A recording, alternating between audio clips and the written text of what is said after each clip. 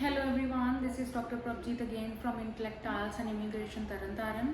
आज की जो वीडियो रहेगी ये स्पेशली उन स्टूडेंट्स के लिए है जिनके रीडिंग में बार बार अपीयर होने के बावजूद भी 5.5 से बैंड नहीं बढ़ रहे हैं, 5 आ रहे हैं, 5.5 बैंड आ रहे हैं, बहुत ज़्यादा प्रैक्टिस भी करते हैं घर पे, समटाइम्स दिन में 2 या 3 रीडिंग्स भी कर रहे हैं, लेकिन they are not scoring above 5.5 और 6 बैंड्स। तो ये उन स्टूडेंट्स के लिए है। ये जो मेथड है, ये मेथड आपकी सेल्फ इम्प्रूवमेंट का मेथड है। इसमें मैं आपको कोई टिप या ट्रिक्स या मेथड्स नहीं बताने वाली हूँ कि इस टाइप का पर्टिकुलर टाइप का क्वेश्चन है और आप इसके ऊपर ऐसे ट्रिक लगा लो या ये वाला तरीका यूज़ कर लो और आपके आंसर करेक्ट होने शुरू हो जाएंगे। आज वाला जो हमारा बेसिकली वीडियो रहेगा ये सेल्फ असेसमेंट का रहेगा। सबसे पहले तो आपने ये देखना है कि आप पर्टिकुलर किस टाइप के क्वेश्चन में सबसे ज़्यादा डिफ़िकल्टी फेस कर रहे हो और किस टाइप का जो क्वेश्चन है वो आपको सबसे इजी लगता है। ये हमारी आइल्स रीडिंग का बेसिकली 40 जो क्वेश्चन है उसका आंसर पैटर्न ऐसा रहता है। बड़े वेरिएशंस वाले क्वेश्चन आते हैं, लेकिन आप कभी देखिएगा हर एक रीडिंग में मेजर 2 टाइप के क्वेश्चन ऑलवेज होंगे। True false not given, list of headings and MCQs भी होते ही होते हैं। ये 3 की तो रेपिटेशन हर रीडिंग में रहेगी ही रहेगी। तो आपने सेल्फ असेसमेंट कैसे करनी है खुद की। आप रीडिंग करें, 1 आवर में करें, 1.5 आवर लें, जितना भी आपको टाइम लगता है, टाइम लिमिट छोड़ दें। जस्ट देखें, अपने आंसर्स ऐसे लिख लें। आंसर्स लिखने के बाद अब आप देखें कि आपके कौन से आंसर सबसे ज़्यादा रॉन्ग हो रहे हैं और कौन से आंसर्स जो हैं वो आपके सबसे ज़्यादा करेक्ट हो रहे हैं। मान लें आपने पैसेज 1 करा, पैसेज 1 में फिलअप्स हैं, फिलअप्स में से सिर्फ आपका एक रॉन्ग हुआ है, डायग्राम आपकी सारी ठीक गई है। अगर समरी दी है तो समरी में आपके 2 रॉन्ग हैं।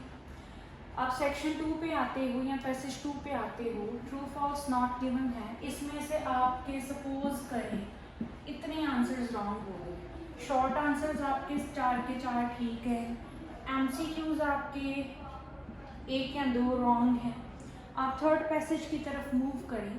थर्ड पैसेज पे आप देखें लिस्ट ऑफ हेडिंग दिया है, लिस्ट ऑफ हेडिंग में आपके सपोज 3 करेक्ट हैं या 4 करेक्ट हैं या 2 करेक्ट हैं। मैचिंग इन्फॉर्मेशन हमें दी है, ये आपके ऑलमोस्ट सारे रॉन्ग हैं, एक करेक्ट हैं, एक ही रॉन्ग है। तो अब हम जब ये सारा देख लेते हैं तो हमें मेजर क्या पता चलता है अपना असेसमेंट करने के बाद, जब मैं अपने आंसर्स चेक करूँगी तो what I will came to know कि मेरा अगर सबसे ज़्यादा बेस्ट पॉइंट है तो वो मेरा है कि मैं फिलअप्स में ईजिली कर पाती हूँ, मेरी डायग्राम के ऊपर पकड़ जो है वो अच्छी है, मेरी समरी भी कहीं ना कहीं ठीक होती है, मेरे शॉर्ट आंसर टाइप जो है वो ठीक होते हैं ज़्यादातर, और जो मेरी मैचिंग इन्फॉर्मेशन है ये ठीक होती है। तो आपको आपकी गलतियां मेन पता चल गई कि आपको true false not given, list of heading और कहीं ना कहीं एमसीक्यूज में ज़्यादा दिक्कत आती है। तो जब आपने ये देख लिया कि आपके ये वाले टाइप के क्वेश्चन ऑलवेज करेक्ट होते हैं या आपको इजी करना लगता है कि आप इजीली सॉल्व कर पाते हो, और list of heading, true false not given या एमसीक्यूज जो हैं वो डिफ़िकल्ट लगते हैं, बहुत ज़्यादा टाइम कंज्यूमिंग है और बहुत ज़्यादा मेहनत करने के बाद भी, बहुत ज़्यादा एक क्वेश्चन के ऊपर टाइम स्पेंड करने के बाद भी आपका आंसर रॉन्ग हो रहा है, तो what you have to do is, आपने सिंपली करना क्या है, आपको जो रीडिंग जब भी आपको मिलती है, सबसे पहले तो रीडिंग जब भी आप करनी शुरू करें, पैसेज का जो टाइटल है वो ज़रूर रीड करें। वो रीड करने के बाद डायरेक्टली पैसेज रीड करना मत शुरू करें। सबसे बड़ी गलती स्टूडेंट यही करते हैं। आपने क्या करना है, जस्ट पेज टर्न करके ये देखें कि फर्स्ट पैसेज में किस तरह के क्वेश्चन दिए हैं, सेकंड में कौन कौन से दिए हैं और थर्ड में कौन कौन से दिए हैं। विद इन 2-3 मिनट्स ये एनालाइज कर लें। रीडिंग एनालाइज करने के बाद क्या करें, जो आपके इजी वाले क्वेश्चंस आप जो आपको पता है कि आप इजीली सॉल्व कर लेते हो, उनको मार्क कर लो कि मैंने पहले ये वाले क्वेश्चन सॉल्व करने हैं। मतलब आपने चाहे आपको पैसेज 1 में स्टार्टिंग में लिस्ट ऑफ हेडिंग दी है, बाद में मैचिंग इन्फॉर्मेशन दी है, तो आप लिस्ट ऑफ हेडिंग लास्ट के लिए छोड़ो, आप मैचिंग का इन्फॉर्मेशन सारे क्वेश्चन विद इन फर्स्ट 10, 12 या 15 मिनट सॉल्व करके मूव टू पैसेज 2, आप पैसेज 2 की तरफ चले जाओ।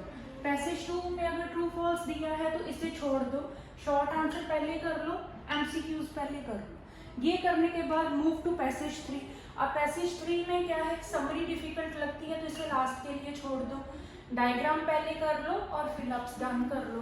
तो इससे क्या होगा, जो आपके इजी वाले क्वेश्चंस हैं, एक तो आप एग्जॉस्ट नहीं हुए होंगे, क्योंकि अगर आप स्टार्टिंग पे ही जो आपको सबसे टफ क्वेश्चन लगता है आप वही सॉल्व करना शुरू कर दोगे, आपका टाइम बहुत वेस्ट होगा, प्लस आप एग्जॉस्ट बहुत जल्दी हो जाओगे। एग्जॉस्शन का मतलब क्या है कि आप रीड कर करके इरिटेट होना शुरू हो जाओगे।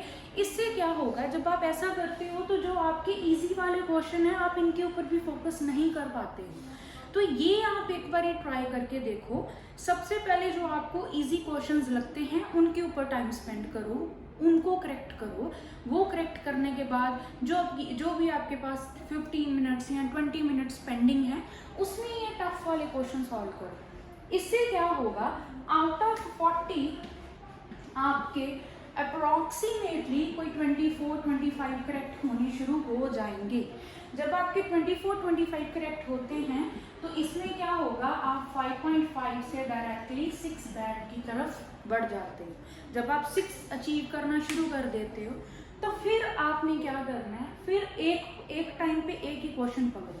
मान लो लिस्ट ऑफ हेडिंग दी है तो लिस्ट ऑफ हेडिंग के ऊपर वर्क करना शुरू करो, बाकी आप उनमें आप परफेक्ट हो चुके हो। तो इसको अप्लाई करके देखो, सेल्फ असेसमेंट करके देखो, इसके बाद ही रीडिंग प्रैक्टिस करने का फ़ायदा है। इसके अलावा चाहे आप दिन में 4 रीडिंग्स कर लो, लेकिन अगर आप प्रॉपर मेथड अप्लाई नहीं कर रहे हो, आपकी प्रैक्टिस करने का कोई फ़ायदा नहीं निकलेगा। आप बार बार टेस्ट के लिए अपीयर मत हो। जब तक आप डेली आपके लिसनिंग में 30 से अबव करेक्ट होने ना शुरू हो जाएं या रीडिंग में 25 आपके डेली करेक्ट ना हो, तब तक do not appear for IELTS exam at all. दूसरी चीज़ क्या है, जब भी आपने प्रैक्टिस करनी है तो always refer to the Cambridge books. Cam 1 से लेके कैम 14 तक का एडिशन ऑनलाइन भी अवेलेबल है, आप डाउनलोड कर सकते हो, आप बाय कर सकते हो। उन्हीं में से प्रैक्टिस करो, क्योंकि आप जब वैसी प्रैक्टिस कैम्ब्रिज से करते हो तो आपको रियल एग्ज़ाम का सारा सिनेरियो पता चल जाता है, किस लेवल की आपको रीडिंग वाकई आने वाली है। For any further information, any further query आप हमें कांटेक्ट कर सकते हो। हमारा यूट्यूब चैनल है, आप इसे फॉलो एंड सब्सक्राइब करें और हम ऑन द डेली बेसिस आपको ऐसी वीडियोस अपलोड करते रहेंगे। Thank you.